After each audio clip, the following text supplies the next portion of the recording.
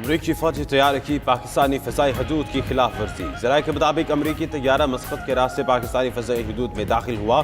Air traffic controller کی مداخلت کے بعد طیارہ واپس چلا گیا۔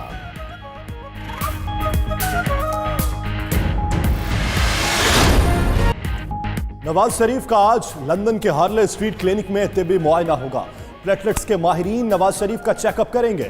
نواز شریف گزشتہ شب ایئر ایمبولنس پر لاہور سے براستہ دوحہ لندن پہنچے۔ شہباز شریف کہتے ہیں دعا کریں نواز شریف کا علاج مکمل ہو اور وہ وطن واپس آ جائیں۔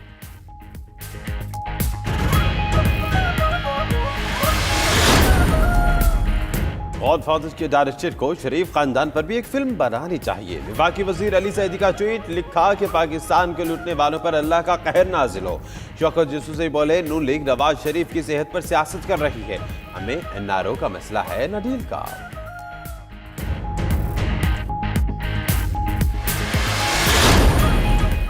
وزیراعظم عمران خان کی زیر صدارت معاشی ٹیم کا اجلاس آج ہوگا۔ اجلاس میں ملکی معاشی صورتحال کا جائزہ لیا جائے گا۔ وزیراعظم کو کرنٹ اکاؤنٹ اور ٹیکس وصولیوں کے اہداف بارے بریفنگ دی جائے گی۔ ایف بی آر محصولاتی شارٹ فال کی رپورٹ وزیراعظم کو پیش کرے گا۔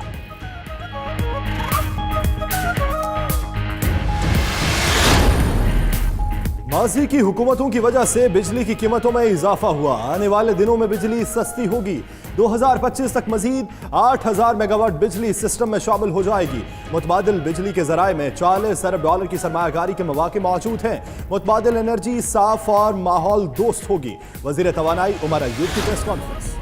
سرکاری ملازمین کے واٹس ایپ استعمال کرنے پر پابندی۔ سرکاری ملازمین کے لیے واٹس ایپ طرز کی سروس متعارف کرائی جائے گی۔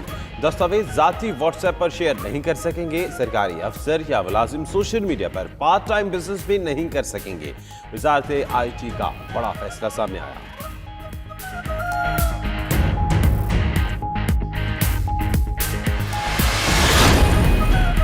سندھ حکومت کا انوکھا کارنامہ، کراچی میں جعلی نمبر پلیٹ لگی گاڑی کو پولیس اسکارٹ فراہم کر دی۔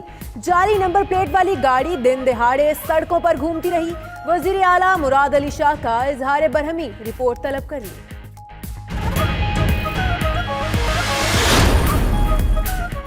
بالا علاقوں میں آسمان سے چاندی کی برسات، سیاحوں کے مچلنے لگے جذبات۔ برفباری کا لطف اٹھانے کے لیے سیاحتی مقامات پر ڈیرے ڈال لیے۔ دیر بالا کی وادی کمرات میں برفباری سے سردی کی شدت میں اضافہ۔ اسکردو میں بھی سفید گالوں کی برسات، درجہ حرارت -5 ڈگری تک گر گیا۔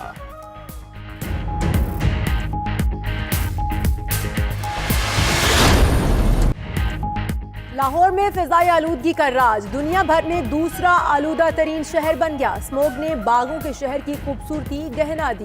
اوسطن ایئر کوالٹی انڈیکس 274 ریکارڈ کیا گیا۔ شہریوں کو احتیاطی تدابیر اختیار کرنے کی ہدایت۔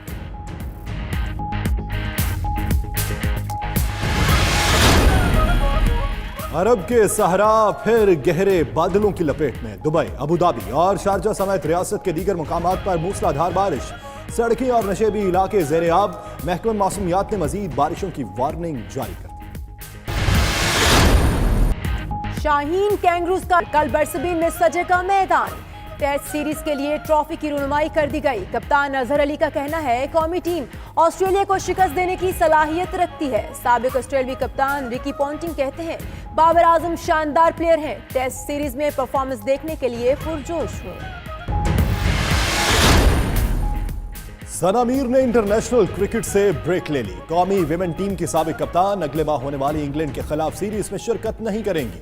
سیریز کے 3 ایک روزہ میچز آئی سی سی ویمنز چیمپئن شپ کا حصہ ہیں۔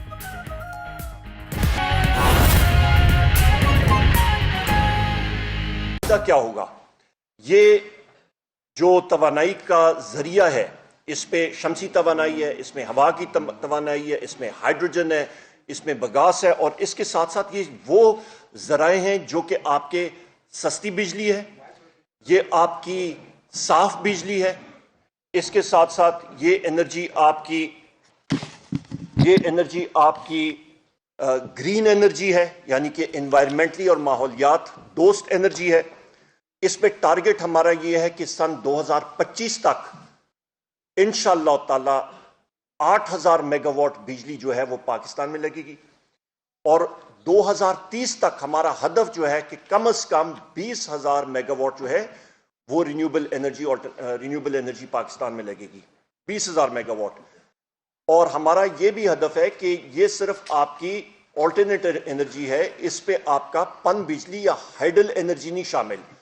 وہ آپ شامل کریں تو 2030 تک ہمارا ہدف یہ ہے کہ پاکستان میں بجلی کے ذرائع جن سے بجلی بنے گی وہ تقریباً 60-65% ہمارا کلین اور گرین انرجی ہوگی. اور اس کا امپیکٹ یہ پڑے گا خواتین و حضرات کہ پاکستان میں جو ایک ملک کا, جو وزیر اعظم عمران خان صاحب بار بار بات کرتے ہیں, کہتے ہیں جی ایک ملک کا آپ بیرومیٹر لیتے ہیں تو وہ کیا ہوتا ہے, وہ کرنٹ اکاؤنٹ ڈیفیسٹ ہوتا ہے. اس پہ ہمیں خاصی کمی اس میں آئے گی. اس کی وجہ یہ ہے کہ پاکستان سے ذرائع مبادلہ, مہنگا ایندھن کے ذریعے بجلی بنانے کا ہمیں ذرائع مبادلہ نہیں باہر جائے گا. ہماری اپنی ملک کے اندر جو انرجی ہوگی, ذرائع ہوں گے, وہ ہمارے ملک کے اندر ہی ہوں گے. اس کے ساتھ تقویت کس کو ملے گی؟ آپ کی انڈسٹری کو تقویت ملے گی, آپ کی صنعتی کاروبار میں اضافہ ہوگا. اس کے ساتھ آپ کے ساتھ ایکسپورٹس جو ہیں اس کو بوسٹ ملے گا. اس کے ساتھ آپ کو جو ذرائع ہیں, ملازمتوں کے ذرائع, اس پہ بہتری آئے گی, خوشحالی آئے گی, جاب کریشن ہوگی. تو یہ ساری وہ چیزیں ہیں جس کو ہم لوگ ٹارگٹ کر رہے ہیں. اس فیلڈ میں جو آپ کی آلٹرنیٹ انرجی کی فیلڈ میں جنریشن کے جو مواقع ہیں وہ تقریباً $40 ارب کے ہیں خواتین و حضرات. تو جو لوگ باہر ہمارے اپوزیشن پارٹیوں کے بارے میں کے لوگ بیٹھے ہوئے وہ کہتے ہیں جی پاکستان میں انویسٹمنٹ کا, تو وہ ان کے سامنے ہم لوگ یہی چیز پیش کر رہے ہیں کہ $40 ارب کے آپ کے پاس انویسٹمنٹ اپرچونٹی پاکستان میں موجود ہے. انرجی جنریشن, صرف رینیوبل کی بارے میں بات کر رہا ہوں. اور اس کے ساتھ ساتھ تقریباً $700 ملین ابھی سے 12 ونڈ پاور پروجیکٹس کا جن کا فائنینشیل کلوز ہو گیا, وہ آنا بھی شروع ہو گیا, وہ ابھی شروع کر دیا انہوں نے. تو یہ پہلے قطرے جو ہیں بارش کے انویسٹمنٹ کے آنے کے وہ بھی آ رہے ہیں.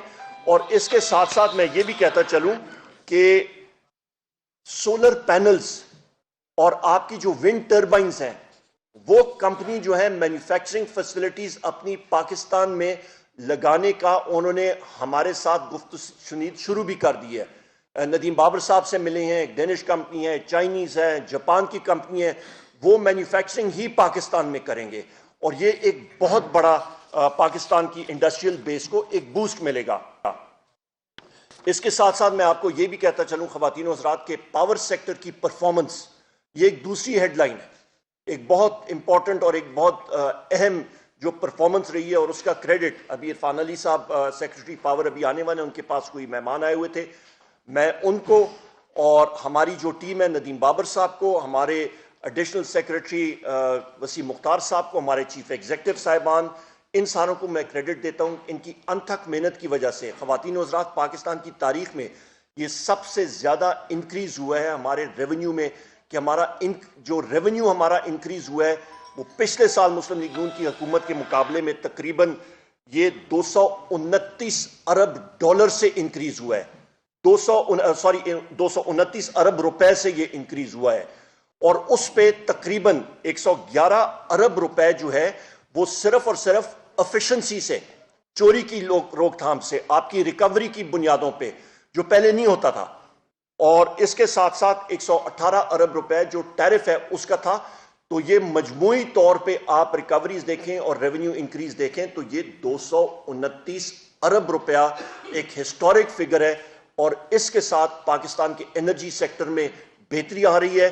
ہم لوگ چوری پہ کنٹرول کر رہے ہیں. 80% فیڈر جو پاکستان کی ہیں وہ ہم نے لوڈ شیڈنگ سے صاف کر دی ہیں. بقیہ جو ہیں ان پہ بھی کام ہو رہا ہے.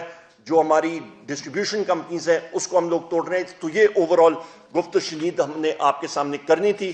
اس کے بعد میں اپنے دوست اور اپنے کولیگ ندیم بابر صاحب سے گزارش کروں گا کہ وہ آپ کے سامنے اپنی جو ایکسپرٹ رائے ہے وہ دیں. بہت شکریہ. جی ندیم بابر صاحب. بہت شکریہ عمر بھائی. السلام علیکم سب کو.